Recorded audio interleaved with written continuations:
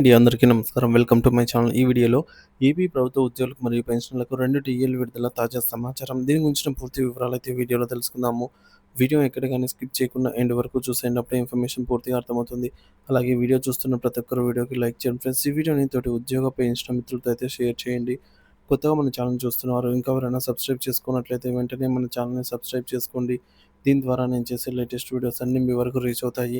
ఇక ఆలస్యం చేయకుండా వివరాల్లోకైతే వెళ్ళిపోదాము. ఫ్రెండ్స్ విషయానికి వచ్చినట్లయితే డీఏ బకాయిలపై గందరగోళం వాస్తవమెంత? ఇటీవల సోషల్ మీడియాలో ముఖ్యంగా వాట్సాప్‌లో ప్రభుత్వ ఉద్యోగులకు పెండింగ్ డీఏ బకాయిలపై ఒక మెసేజ్ విపరీతంగా వైరల్ అవుతోంది.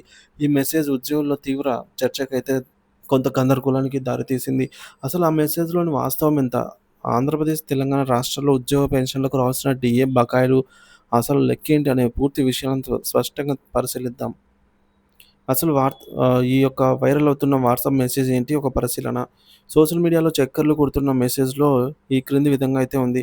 ఇప్పటికైనా ఉద్యోగ సంఘాలు కలిసి ప్రభుత్వంపై ఒత్తిడి తేవాలి అని జెప్పి పెండింగ్ డీఏలను బెట్టి కింద వరుసగా జూలై 2023కి గాను 3.64%, జనవరి 2024కు గాను 3.64%, జూలై 2024కు గాను 2.73%, జనవరి 2025కు గాను 2.73%, మొత్తం కలిపి పెండింగ్ డీఏ వచ్చేసి 16.38% అంటూ ప్రతి నెల 10,000 నష్టం అనైతే పెట్టారండి.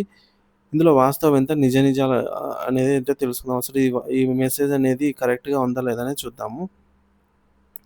సో, ఈ యొక్క మెసేజ్ అనేది ప్రధానంగా తెలంగాణ రాష్ట్రానికి సంబంధించినగా అయితే ఉంది. అలాగే గణాంకాల గందరగోళం కూడా ఉందండి. ఇక్కడ మెసేజ్‌లో పేర్కొన్న 4 డీఏల మొత్తాల్ని కలపగా 3.64, 3.64 ప్లస్ 2.73 ప్లస్ 2.73 అంతా కలిపితే 12.74% అవుతోంది. కానీ 16.36% అనైతే పెట్టారు. సో, ఈ యొక్క 16.36% రాదు. అంటే ఈ జాబితాలో చేర్చని అంతకు ముందు పెండింగ్‌లో ఉన్న మరొక డీఏ జనవరి 2023 డీఎల్‌ని కూడా కలుపుకొని మొత్తం విలువ తప్పుగా అయితే ప్రస్తావించారు. ఇక ఈ మెసేజ్‌కు పాక్షిక సమాచారంతో గణాంకాల దోషమైతే ఉంది. ఇది తెలంగాణ రాష్ట్రానికి సంబంధించింది పైగా. అయినప్పటికీ ఆంధ్రప్రదేశ్ ఉద్యోగులు కూడా దీన్ని చూసి గందరగోళానికైతే గురవుతున్నారని తెలిసింది. మరి ఆంధ్రప్రదేశ్ ఉద్యోగులు డీఏ బకాయిల వాస్తవ పరిస్థితి ఏంటని చూసుకున్నట్లయితే ఆంధ్రప్రదేశ్ రాష్ట్ర ప్రభుత్వ ఉద్యోగులకు పెన్షన్లకు రావాల్సిన డీఏ మరియు డీఆర్ బకాయిల వాస్తవ పరిస్థితి అయితే ఈ విధంగా ఉందండి.